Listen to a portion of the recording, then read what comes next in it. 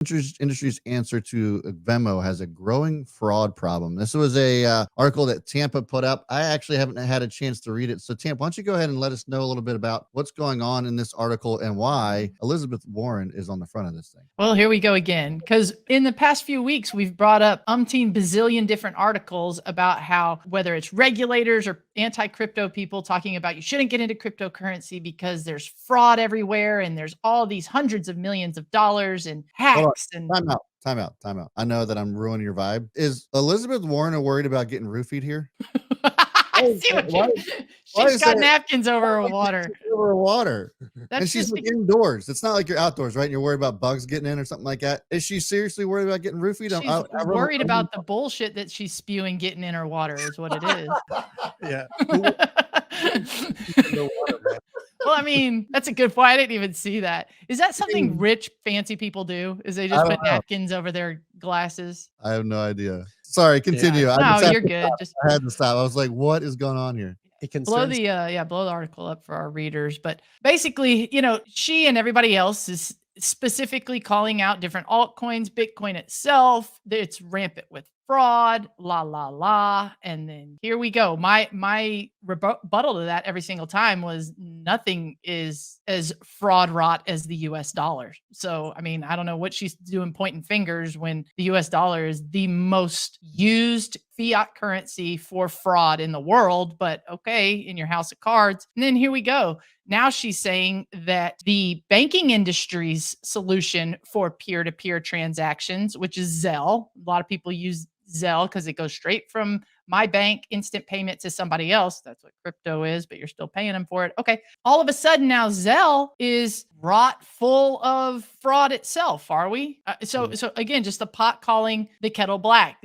There was 5 billion transactions on Zelle since its launch in 2017. $1.5 trillion has gone through Zelle since that time. 1,700 different banks and credit unions that use that Zelle app on their platforms for peer-to-peer. And they're saying 99.9% of payments were sent without report or fraud, according to Zelle. Here comes Warren, though, spewing that there were almost 200,000 cases of fraud across the Zelle platform, totaling almost $214 million, 3,500 cases where the banks reimbursed the customers, 47% of the reimbursed case, it's not clear that funds have been taken out, where it was clear that funds have been taken out of customers' accounts without authorization, and $90 billion in scam and fraud claims in 2020 for the 4 banks that shared data. So what are we doing here? Again, it's just every single day we bring things up that it's people in charge, whether you want to call it the president, the US, the deep state, the banking industry, whatever you want to term the powers that they're constantly throwing shade at Bitcoin and cryptocurrency as a whole. They will point out all these bad things about it, whether it's energy, whether it's fraud, whether it's a number of different things. And here they are reporting the exact same things. I don't know what you want me to do. At some point, you can either continue to play the games of the fiat world and the problems with our economy and our problems with money. You can continue to play in that because you can tell yourself, well, I have to buy food. I have to live and be able to pay this, that, and the other. I mean, and I understand to a point, or you can put your money somewhere where that sort of manipulation and bad actor is taken away. And it's taken away because it's used by computers instead, which they're not victims to handouts and under the table deals and all these other things, right? So, I mean, we're just going to continue to produce and present the evidence of you're throwing rocks in a glass house. You're calling Bitcoin and all these other cryptos scams and frauds. Yet you're going to release a report and shout from the rooftops that Zelle is doing the same thing. Yeah. I don't know what to say, If we back up and look at this, they're writing in between the lines. The banks themselves are the ones that encourage Zelle for me to use Zelle instead of ACH or any other means of transferring. And now, if you read between the lines here, there are no controls or oversight enough from the government's standpoint. If we eliminate Zelle or Venmo from the market, who's left doing all this? It's the banks again. Yeah. I mean, who wins here? It's the banks again. And it locks down the ease of transfer between peer-to-peer. peer-to-peer and tax-paying citizens too. The fraud aspect of it, of course, you just have to do your research before you start sending money or pulling money. There's a certain responsibility that comes to your own store of value and not having to rush out somewhere to get saved again. Guys, they're about to take our shit again.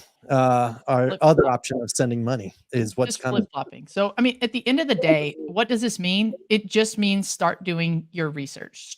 Just open up an article, open up a book. You're here already, which is a great start to learning more about crypto, more about why it is such a movement, and more about why so many people in power want this thing shut down. There is a reason why there is extreme legitimacy in cryptocurrency and Bitcoin. Does it mean it's ready for mass adoption and usability and all that? No, we're still super early in that regard, but that doesn't mean it's going anywhere. And that doesn't mean that you won't be using it in the future. In fact, we're building tools right now to help you be able to use cryptocurrency when you are ready. We're working on all that stuff actively right now, but we need everybody's help in just educating yourself, educating your friends and family. Why are certain things solid and others aren't? What is the difference between proof of work and proof of stake? It's important that you get to know all this stuff because it is an inevitable part of your future.